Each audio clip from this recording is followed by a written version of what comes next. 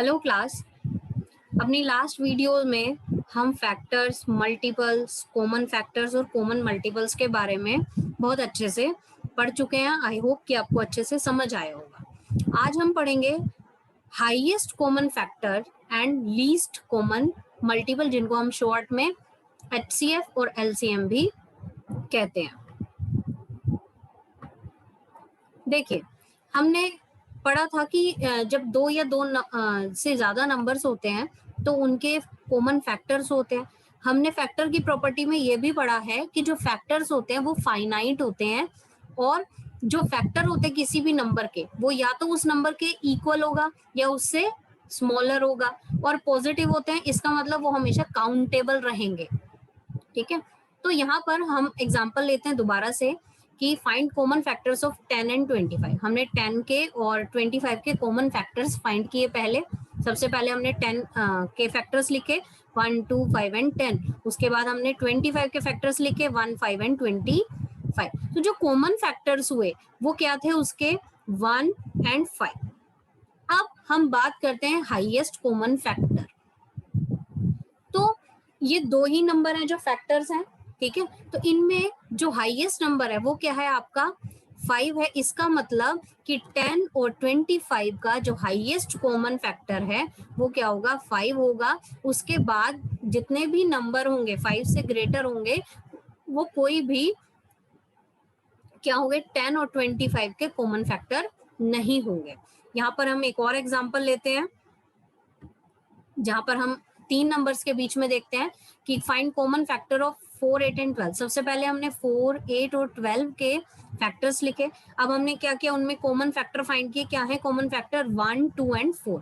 अब हम बात करें हाईएस्ट कॉमन फैक्टर की, तो जो हाईएस्ट कॉमन फैक्टर है वो है हमारा यहाँ पर 4। और इस तरह से हम क्या कर सकते हैं? फाइंड कर सकते हैं एचसीएफ ऑफ 2 और मोर नंबर्स।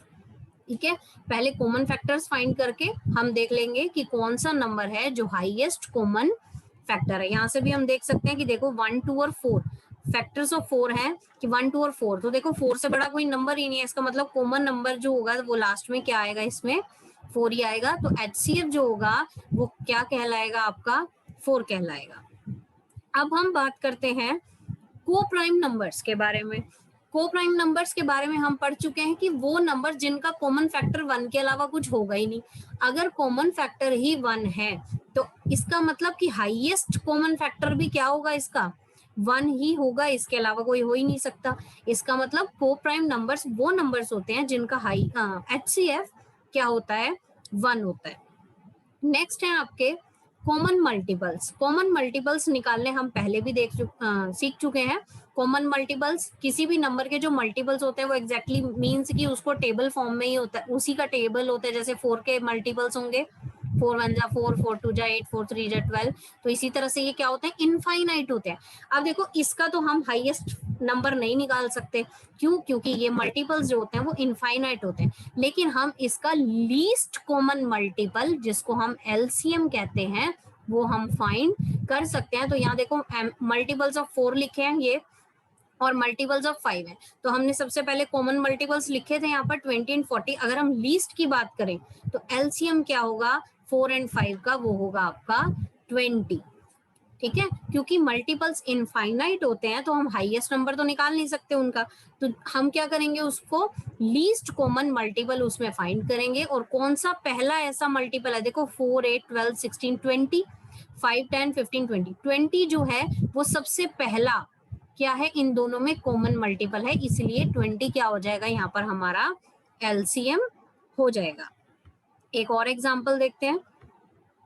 यहाँ पर 3 नंबर्स हैं और आपको तीनों में से क्या निकालना है? एलसीएम फाइंड करना है। तो देखो तीनों के मल्टीपल्स लिखे हैं यहाँ पर 3, 6, 9, 12, 15। ठीक है, फिर 6 के मल्टीपल्स हैं। अब देखो जो सबसे पहला नंबर है लीस्ट कॉमन मल्टीपल जो तीनों टेबल में आ रहा है वो है हमारा 18।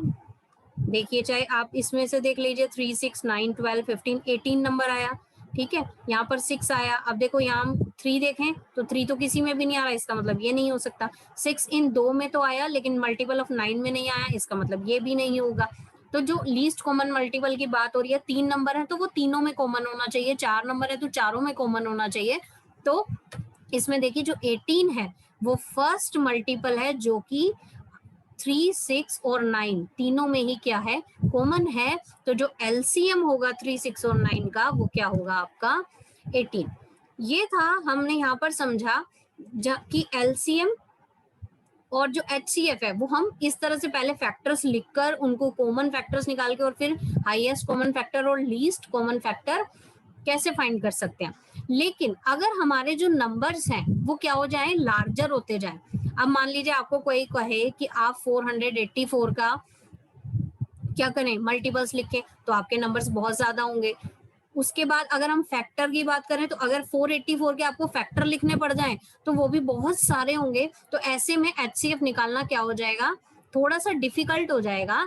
तो ऐसे नंबर्स को फैक्टर निकालने के लिए या एचसीएफ और एलसीएम निकालने के लिए हम एक नया मेथड यूज करते हैं जो कि है हमारा prime factorisation method.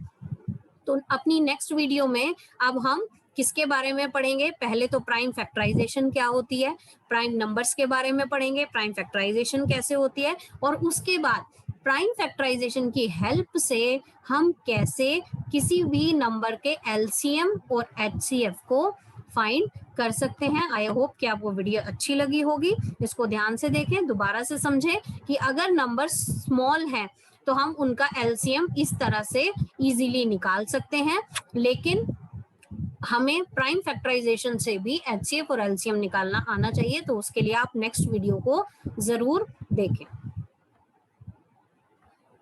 Thank you.